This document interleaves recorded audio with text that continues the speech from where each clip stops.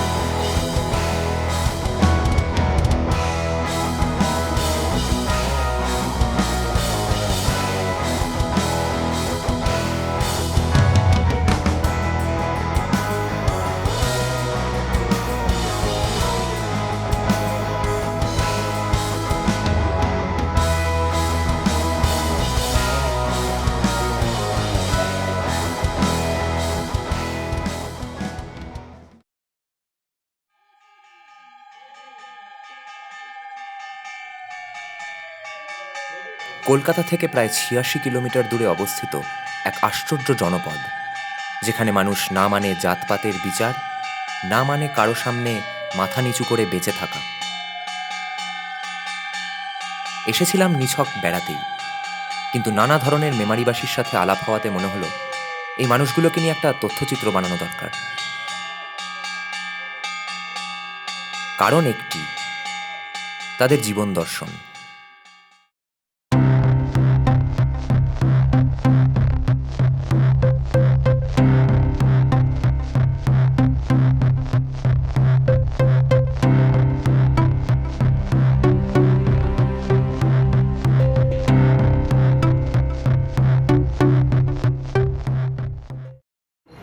দাদা, আপনার নাম কি? আমার নাম বাবলু মৌরি। আচ্ছা, আপনি কি করেন? আমি ক্ষুদ্র ব্যবসা করি, একটু বাদাম চাক তিলের খাজা বিক্রি করি। আচ্ছা, কেমন চলে ব্যবসা? ওই মোটামুটি চলে, আচ্ছা, জোরজার করে চালাতে হয়। ঘুরে ঘুরে বিক্রি করেন? ঘুরে ঘুরে বিক্রি করি। আগে ট্রেনে অনেকদিন করেছি, একটা 14 বছর দিলকুশ নিয়ে বেঁচেছি, এখন আর পেরে উঠি না, বলে লোকালে বিক্রি করি। ছেলেরা কি করে? ছেলেরা একজন লটারি টিকিট বিক্রি করে, একজন টুকটাক কাজ করে। আচ্ছা, বাড়ির স্ত্রী বিড়ি বাঁধে, বর্তমানে বাড়িতে নেই। আচ্ছা, ছোটবেলা থেকে কষ্টের মধ্যে দিয়ে চলছে। ছোটবেলা বাবা মা মারা গেছে, যাই হোক। এখন মেন হচ্ছে আমি 7 বছর কমিউনিস্ট করেছি, করার পরে এইখানে যখন পার্টি হেরে যায়, হেরে যাওয়ার পরে আমি, আমারই একটা বন্ধু, সেই আমাকে প্রথম মারধর করে, আমাকে নিয়ে অনেক টিভি পেপার অনেক কিছু হয়েছে। কিন্তু জানি না কেন আমাদের মনে হয়েছিল আমরা 6-7টা ছেলে মিলে এখানে আমরা বিজেপি করতাম শুরু থেকে, তখন থেকে এই অবধি বিজেপি করছি, আর 14 বছর ধরে মার খাচ্ছি। বাহ।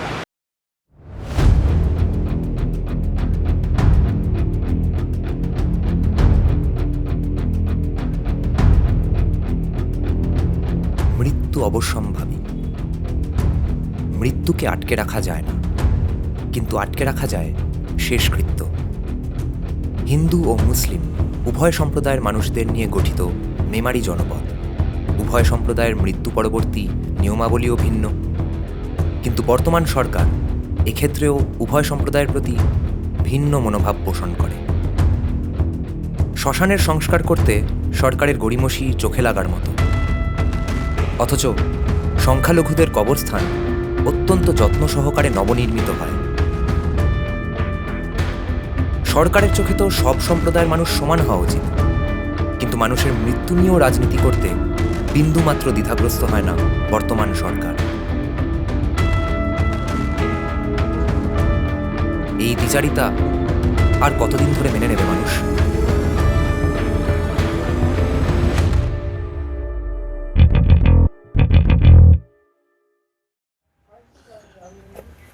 এই যে কল আছে, জল নেই। হ্যালো হ্যালো, মমতা ব্যানার্জি শুনতে পাচ্ছেন? কল আছে, জল নেই। মোদিজি জল পাঠাচ্ছেন দিল্লি থেকে, কিন্তু আপনি উন্নয়ন দিয়ে আটকে দিয়েছেন। এই যে কল খুলেই যাচ্ছি, জল আসছে না। এই যে সবুজ কমলা সব পতাকা দেখাচ্ছি, তারপরেও জল আসছে না। আপনি এখানে চাকরি আটকে দিচ্ছেন, শিল্প আটকে দিচ্ছেন, এমনকি কলের জলও আটকে দিচ্ছেন। খালি কয়লা বালি এসব ছাড় দিচ্ছেন, আর শুক্রবারে বেলডাঙায় আপনার দুধলদের ছাড় দিচ্ছেন। একটু জল ছাড়ুন। এই যে কলে জল নেই কোনো। দিদি শুনতে পাচ্ছেন? হ্যালো হ্যালো দিদি, চাকরি ছাড়ুন, শিল্প ছাড়ুন, গদি ছাড়ুন। কি জল নেই কেন? নেই। আর এখানে এটা কি উন্নয়নদারি আছে নাকি? হ্যাঁ, ওটাও তাই। তো জল জীবন মিশন যোজনা, হ্যাঁ।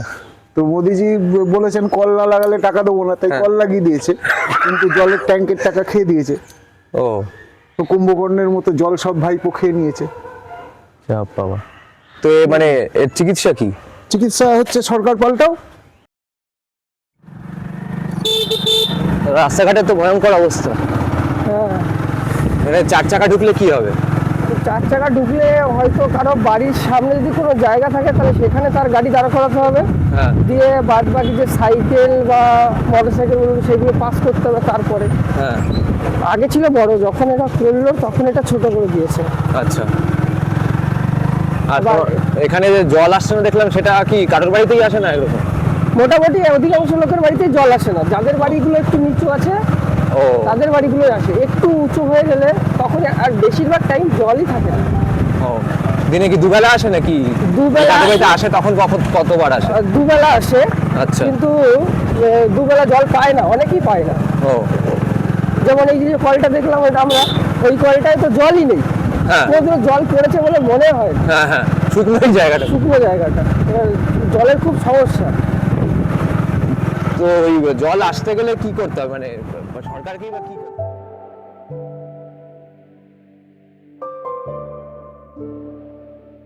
জল ছাড়া বেঁচে থাকার রাস্তা নেই। আর এই মেমারিতে জলও নেই, রাস্তাও নেই। কাজ দেখানোর জন্য জলের কলটুকু কোনো মতে বসানো হয়, কিন্তু পানীয় জল এসে পৌঁছয় না মেমারির ঘরে ঘরে। জলের পাইপলাইনের কাজ সঠিকভাবে না করায় বাড়ির ভৌগোলিক অবস্থানের উপর নির্ভর করে মেমারিবাসী জল পাবে কি পাবে না।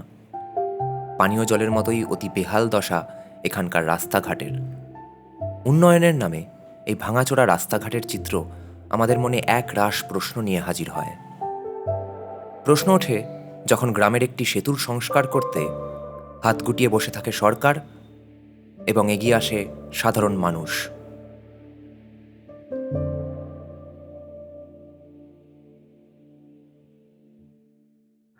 এই ব্রিজটাতে এদের উদ্যোগে হয়েছে।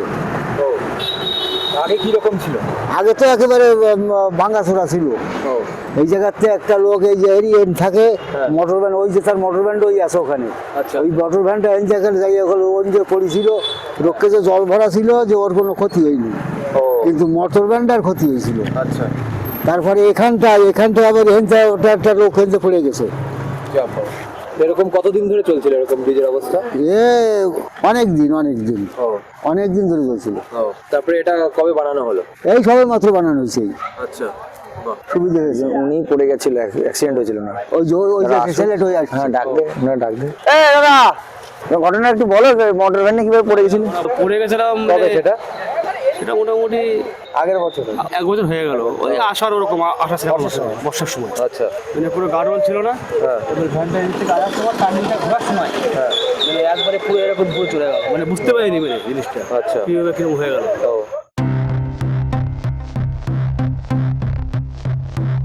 পুঁজিবাদ তো লাগবেই, কারণ আজকে তুমি এখানে তো সর্বহারার রাজত্ব করে এখানে চাষিকে কি করলে? চাষি রয়ে গেল, চাষি গরিব থেকে আরো গরিব হয়ে গেল।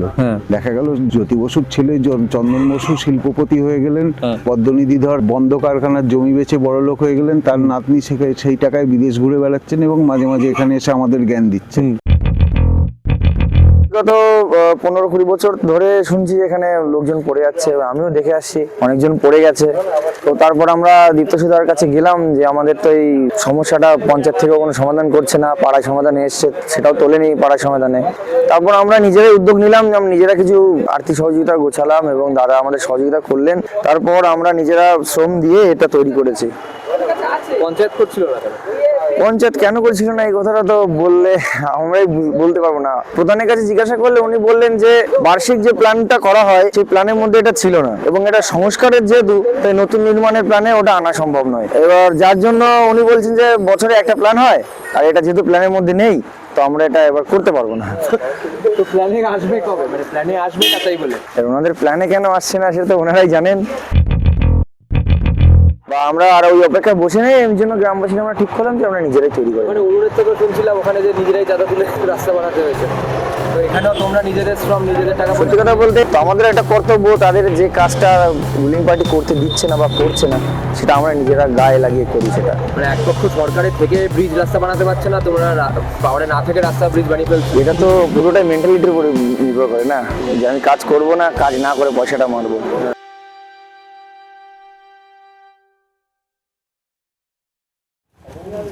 দাদা আপনার নাম কি?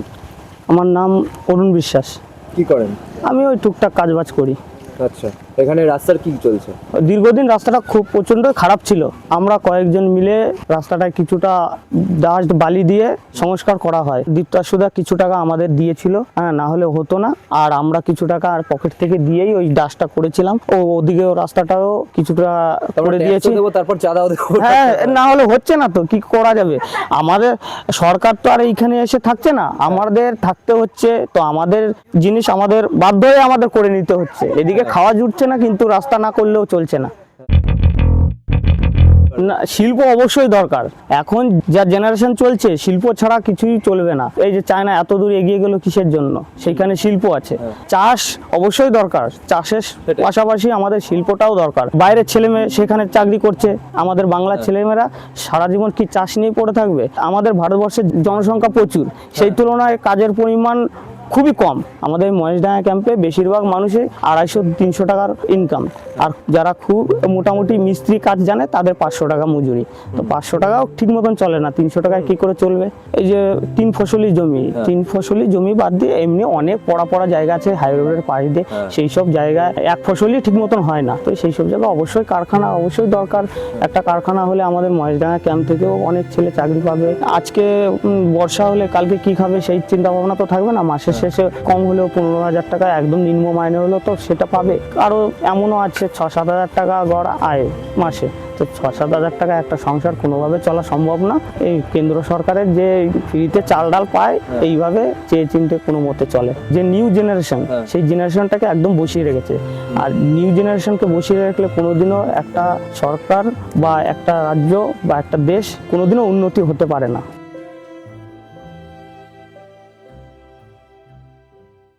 আপনিও কি মতুয়া? হ্যাঁ, আমিও মতো সম্পর্ক। এখানে আশেপাশে সবাই হ্যাঁ, এই যে মতুয়া, এই দেখো হরি মন্দির দেখুন, এই যে এইখানে হরি মন্দির আছে, এইটাই হরি মন্দির।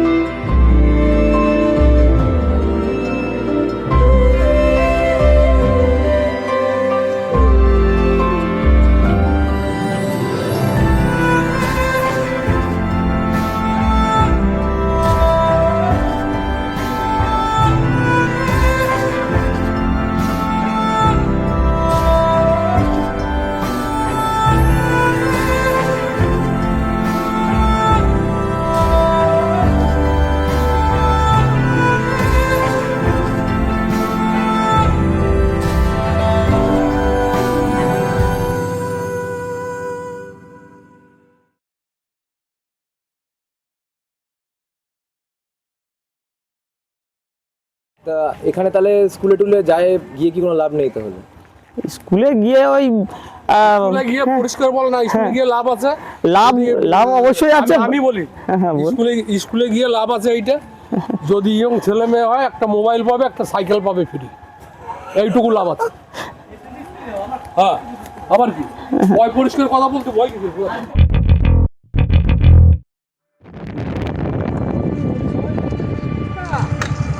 সিঙ্গুর গাড়ি করছি,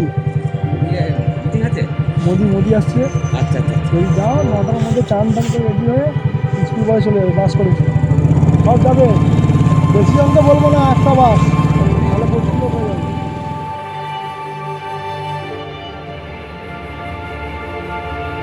সেদিন বিকেলে মেমারিতে আলাপ হওয়া এক দাদার সঙ্গে বাইকে ঘুরতে বেরিয়েছিলাম।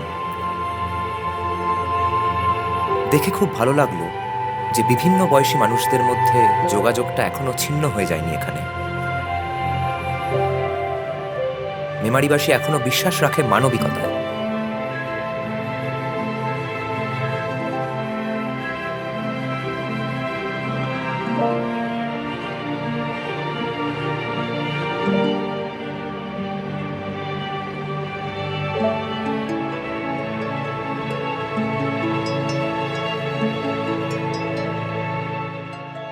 মানুষকে ভুল বুঝিয়ে তাৎক্ষণিকভাবে ভেদাভেদ হয়তো তৈরি করা যায়, কিন্তু মেমারির মানুষ একদিন ঠিকই আন্তরিকতা ও উন্নত মানসিকতা দিয়ে সমস্ত শৃঙ্খল ভেঙে এগিয়ে যাবে। আর এই অগ্রগতির নিদর্শন পাই এই ভ্রমণ তত্ত্বের পরবর্তী অংশে।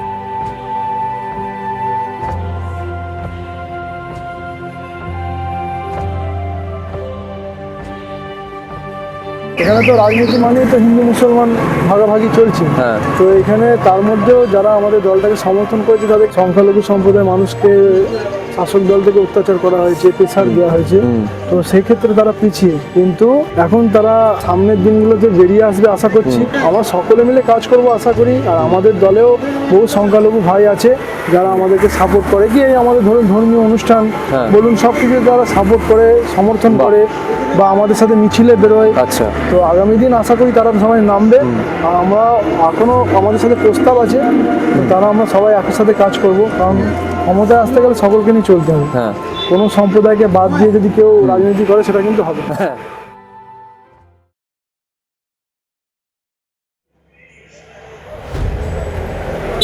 দাদা আপনার নাম কি? আমার নাম উজ্জ্বল দেব।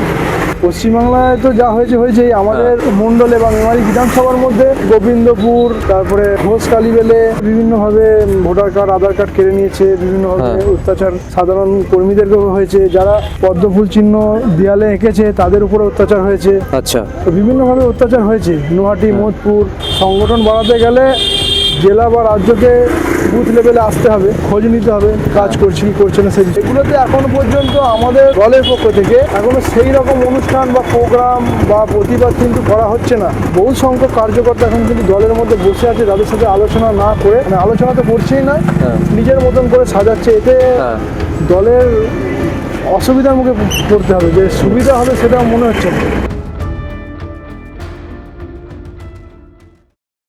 দাদা আপনার কাছে শেষ প্রশ্ন, এই বিরসা মুন্ডার মূর্তি আর এই হনুমান মন্দিরের কি ইতিহাস? মুন্ডা আর আমাদের এই হনুমান মন্দির প্রথম প্রতিষ্ঠিত হয়, আমাদের এখানে একজন বাঁদর মারা যায়, তো সেই বাঁদরটা প্রথম এখানে স্থাপিত করা হয়। তারপরে আমাদের এখানে আমাদের এসটি ছেলেরা, বলতে গেলে এখানে এসটি সম্প্রদায়ভুক্ত যারা আছে বা আমাদের সাথে জেনারেল কজন আছে, সবাই মিলে আমরা এই মন্দিরটা প্রথম প্রতিষ্ঠিত করার পর সকলের কাছে যে চিন্তা আজকে এই মন্দিরটা করি, আজ থেকে 4 বছর 5 বছর আগে করা হয়। প্রথম 8,000 লাড্ডু দিয়ে শুরু হয় 2021 সালে। তারপরে 21 সালের পর থেকে 2200 লোককে খাওয়ানো হয়। তারপরে এখানে বড় বড় ফাংশন অনুষ্ঠান দেওয়া হচ্ছে। এই 2 বছর বিরসা মুন্ডা প্রতিষ্ঠিত করেছি। এটার কারণ হচ্ছে এইখানে আমাদের মাস্টার বলে একজন আছে, যে আমাদের এসটি সম্প্রদায়ভুক্ত।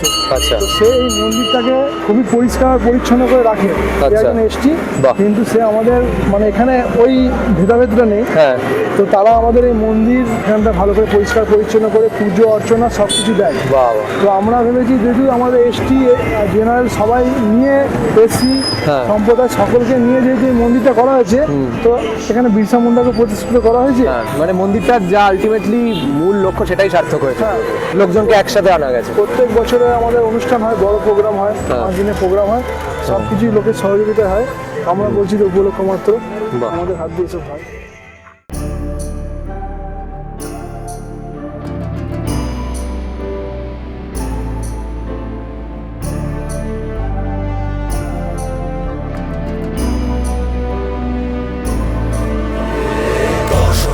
নন্দন পতিত পাবন রঘুবীর পুঙ্গব জয় শ্রীরাম, রাজীব লোচন ক্ষত্রিয় পুরুষোত্তম রঘুপতি সর্বত্র বিরাজমান। দশরথ নন্দন পতিত পাবন রঘুবীর পুঙ্গব জয় শ্রীরাম, ধর্মের অমর জ্যোতি তোমার নামে মোছে সব ক্ষতি, অশুভের শৃঙ্খল ভাঙে তোমার নামের বিজয় আরতি। রাম নাম শক্তিতে, রাম নাম ভক্তিতে, রাম নাম মুক্তিতে, জয় শ্রী রাম। রাম নাম বিশ্বাসে, রাম নাম বিশ্বাসে, রাম নাম সাহসে, জয় শ্রী রাম।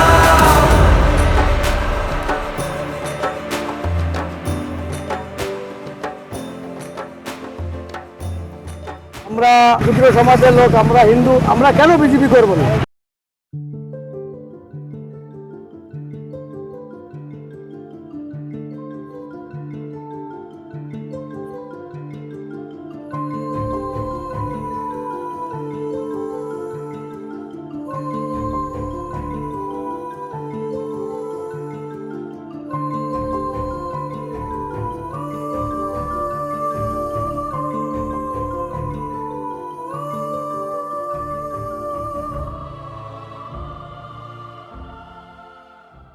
নমস্কার, আমি মামনি মাঝি। নমস্কার, আমি নমিতা মাঝি। আমি আপাতত 109 নম্বর সংসদের সদস্য পদে আছি। আর আপনি? আমি উনি বুথ সভাপতি আছেন 110। আর আপনাদের কাজকর্ম কেমন চলছে? টিএমসির সঙ্গে কাজ করতে হচ্ছে। হ্যাঁ। এবার ওদের মত অনুযায়ী চলতে হয়। এবার ওদের থেকে যেটুকু আমাদের দিচ্ছে সেটুকু করে চলতে হচ্ছে। তাতে কতটুকু কাজ আর- সম্ভব হচ্ছে? কিছুই করতে পারিনি এখনো। মানে করতে কিছু দিচ্ছে না? না, কিছুই নয়। কিছু মানুষ আছে যে টিএমসি চলে গেলে হয়তো এই যে লক্ষ্মী ভান্ডারটা ওরা যে তুলে ধরেছে, লক্ষ্মী ভান্ডার আর দেবে না কিছু মানুষ। এইটা আর কি মানুষ কিছু আছে। একটা পরিবারে যদি একটা ছেলে চাকরি পায়, তাই লক্ষ্মী ভান্ডারের থেকে সেটা তো বেশি ভালো, বেশি ভালো, বেশি ভালো।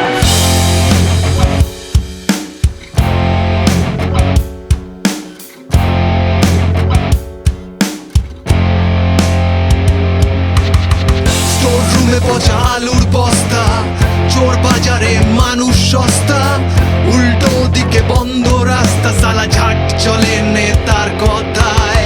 ডাল ভাত মাছ তরি তরকারি, চেনা বিছানায় অচেনা নারী, অফিসের ঘর হয়ে যায় বাড়ি, তবু ভাট বকতেই দিন কেটে যায়।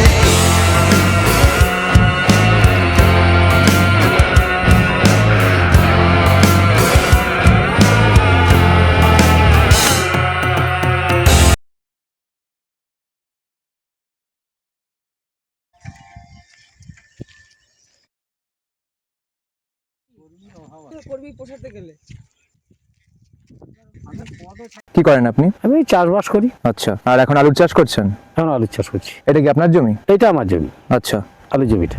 বাহ, কত বছর ধরে করছেন? বাবা মারা যাওয়ার পর তারপর থেকে আমার বয়স প্রায় 30 বছর ধরুন চাষে জড়িয়ে আছি। আর এটা কি আপনি বংশ পরম্পরায় করছেন, মানে হ্যাঁ, আপনার বংশ দাদু ঠাকুর দ্বারা? হ্যাঁ, দাম তো আমরা বলতেও পারি না, যারা ব্যবসা করে তারাই দাম বলে, না পোষালেও বিক্রি করতে হয়। মোটামুটি দেখুন বাজার এখন যা হ্যাঁ। 30 থেকে 32 হাজার টাকা খরচা হয়ে যাচ্ছে। এখন আপনার আলু 320 টাকা, 330 টাকা আলুর বাজার। বড্ড জোর 80 থেকে 90 কি 100 হবে, এর হ্যাঁ। বেশি তো আর হচ্ছে না। ক্লোস্ট রেখে তো একে তো 100 টাকা আরো খরচা চাপবে, বস্তা লাগবে, ট্রাক্টর করে নিয়ে যেতে হবে, কাটা করতে হবে। হ্যাঁ। নিয়ে যাওয়ার পরেও ওখানেও দাম পায় না। 350 এবছরে 400 টাকা ফ্রি বন হয়েছে। এবার তাহলে কি লাভ হবে আপনারাই বলুন। পঞ্চায়েতের সাহায্য কিছু পায় না, হ্যাঁ, বলে লাভ নেই। আর এমনিতে আপনি কি চান যে আপনার পরের জেনারেশনও এই চাকরিতেই থাকুক, এই কাজেই থাকুক? না না, চাই না। ও, সেটা উপায় কেন? নেই। মানে কেন চান না তারা চাষি হোক? এই জন্যই যায় যে চাষির চাষে তো লস, সারা আচ্ছা। দিন ধরে খেটে কিছু যদি না পাওয়া যায়, একটা সিজন উঠলে মানে আলুর চাষ উঠলে যে 10,000 20,000 পেলাম, হ্যাঁ। তা তো পায় না। তাহলে চাষে ছেলেদের এদের নামিয়ে কি হবে? হুম, ফ্যাক্টরি হলে তো কাজ পাবে মানুষ। হ্যাঁ। এবার চাষিরা জমি দেবে কি দেবে না, হ্যাঁ। ওটা বলতে পারবো না। আমার ইচ্ছা আছে যদি কোনো ফ্যাক্টরি হয়, আমার নিজের জমিও আমি দিতে রাখি। এবার নামো সাথী পথে হবে পথ চেনা, পথে এবার নামো সাথী পথে হবে পথ চেনা।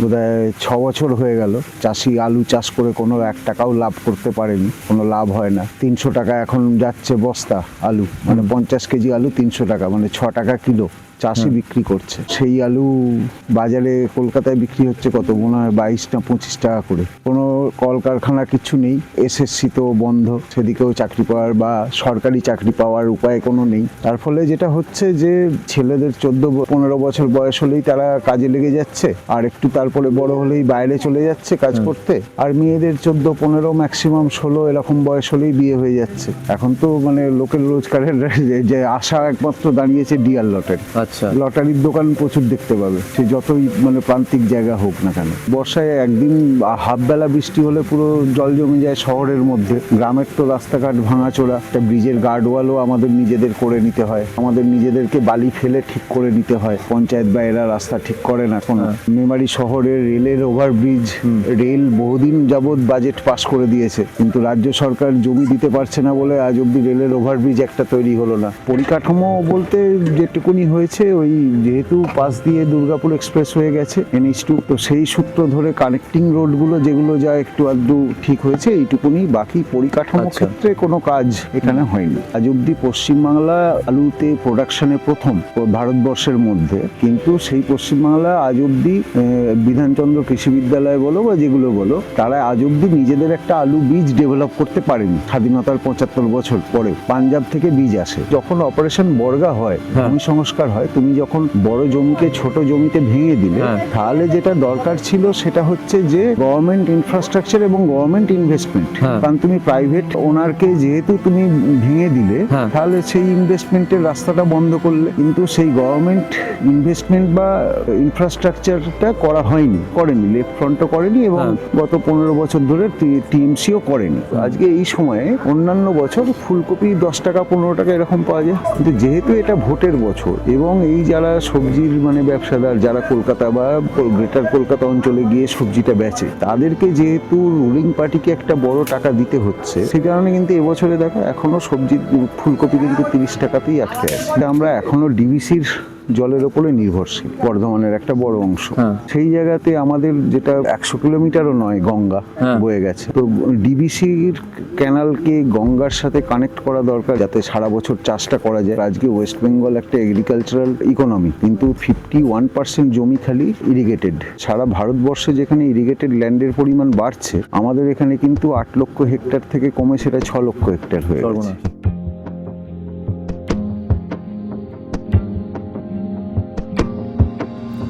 দাদা আপনাদের নাম কি? আমার নাম বিপুল মণ্ডল। আমার নাম পলাশকান্তি মল্লিক। আমার নাম Ijan Haldar. সিএর form fill up করছিলাম। আমাদের উদ্বস্তু মঞ্চ আর আমাদের এক দাদা আছে দেবদাসু যশ, ওনার উদ্যোগী। আমাদের এটা 1 মাস থেকে 1 মাস 10 দিনের ভিতর হয়ে গেছে। আমাদের এই সিএর ক্যাম্প হওয়ার পরে এখানে মিটিং করছে যে সিএ আবেদন যদি করো তোমাদের বাংলাদেশে পাঠিয়ে দেবে। হ্যাঁ, এটা কিন্তু রটানো হচ্ছে, কিন্তু আমরা এরপরও আমরাও নিজেরা মাইক অনেক লাগিয়ে বলেছি, কিন্তু অনেক মানুষ তো ভয় আসেনি, সাহস করে আমরা এটা নাম লিখিয়েছি, আমরা সিএ আবেদন করেছি। আমাদের সিএ এর অফিসে আসুক, যতটা হেল্প আমরা অবশ্যই করব। আমাদের এই কার্ডগুলো দেখে আরো তারা কি হবে। শাসক দল থানায় যে উস্কানি দিচ্ছে, সিএ এটা বন্ধ করতে হবে। থানা থেকে এসেছিল, অনেকবার এসেছিল, আমাদের বন্ধ করতে পারিনি। আমরা বলেছি আমাদের লিখিত দিন। আমাদের এক দাদা আছে দেবদাস সুজস, ওনার ইসেই আমরা এতদূর মানে এগোতে পেরেছি। হ্যাঁ, শাসক দলে এখন তো সিএ করলে তো অনেক কিছু ফাঁস হয়ে যাচ্ছে।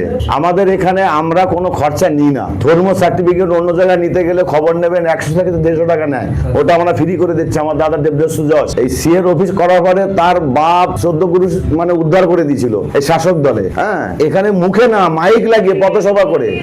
হ্যাঁ, তো এখানে এক অদ্ভুত দৃশ্য দেখে ভাবলাম মহেঞ্জোদারো আমলের কোনো সভ্যতার নিদর্শন। তারপর দিকে এটা এক ব্রিজ ছিল, এক সময় ব্রিজ হয়ে এখান থেকে রাস্তা আসতো। আগে যখন বাপন সরকার ছিল তার থেকে উন্নতি এখন হয়েছে। আচ্ছা, আগে তো উন্নতি করে নাই, হ্যাঁ, কোনো কিছু করে নাই। কিরকম ক্ষেত্রে আপনারা উন্নতি দেখছেন? এখন ধরো রাস্তাঘাট অনেক কিছু করেছে। আচ্ছা, তাতে পরিবর্তন হয়ে গেছে। এখন সেটাও ছিল না, না, তখন ওটাও ছিল না। হ্যাঁ, এখন সেটা হয়েছে। আচ্ছা, তৃণমূল পাওয়ারে আসলে কি আবার ভালো হবে খারাপ হবে? বিজেপি পাওয়ারে আসলে কি ভালো হবে খারাপ হবে? বিজেপি আসলে বিজেপি যা করছে এখন, এনআরসি নিয়ে যা করছে এখন, খালি আসলে আসতেছে। হ্যাঁ, অনেক রকম আসতেছে, কমপ্লেন আসতেছে। হ্যাঁ, তাহলে তৃণমূলই থাকবে। হ্যাঁ, মোটামুটি। আর তোমার তৃণমূল আসলে ভালো কি হবে? তৃণমূল আসলে ওই গন্ডগোল ঝাড় হয়ে গেলে হবে না। কোন গন্ডগোল?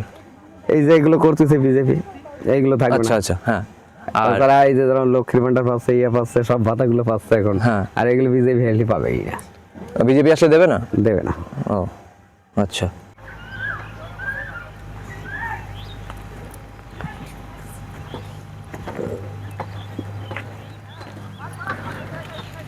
দিনে কেউ 500 বাদে, কেউ 400 বাদে, কেউ 1000 বাঁধতে পারে। হাজার আচ্ছা। খুব কম, এখন 1000 বাঁধা যায় না। সিগারেটের দাম বাড়ছে, বিড়িরও দাম বাড়ছে, কিন্তু আমাদের মজুরিটা বাড়ছে সারা বছর কি টানা চলা যায় কাজ? না। কখনো কখনো মালিকরা বন্ধ দেয়, তখন আমাদের বন্ধ দিতে হয়, তখন আপনাদের কি করতে হয়? তখন আমরা বসে থাকি।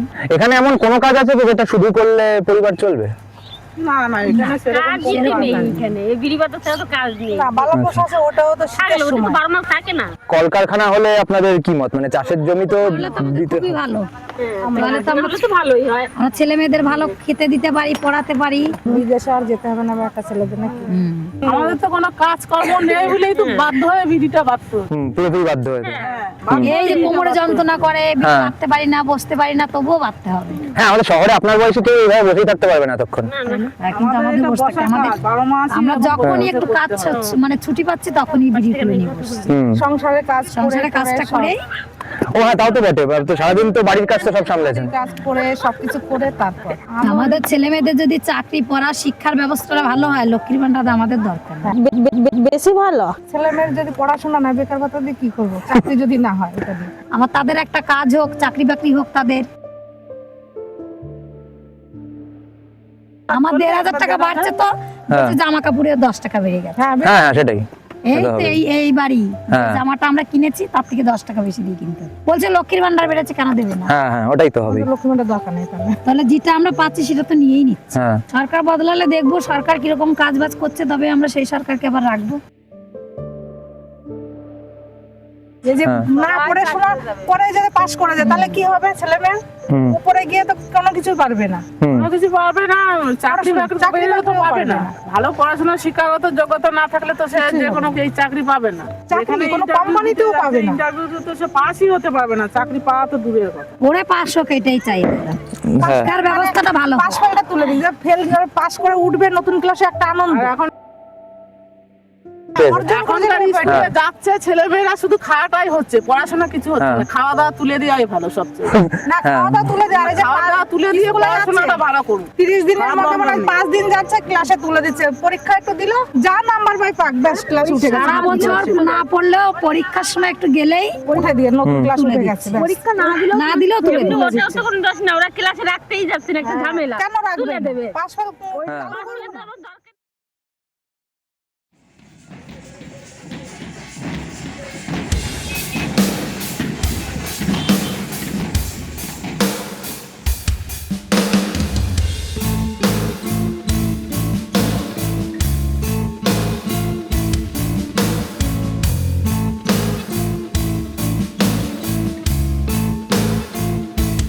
দিন বদলে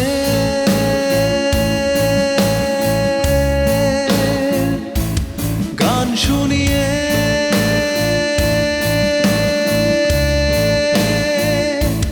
পাশ দিয়ে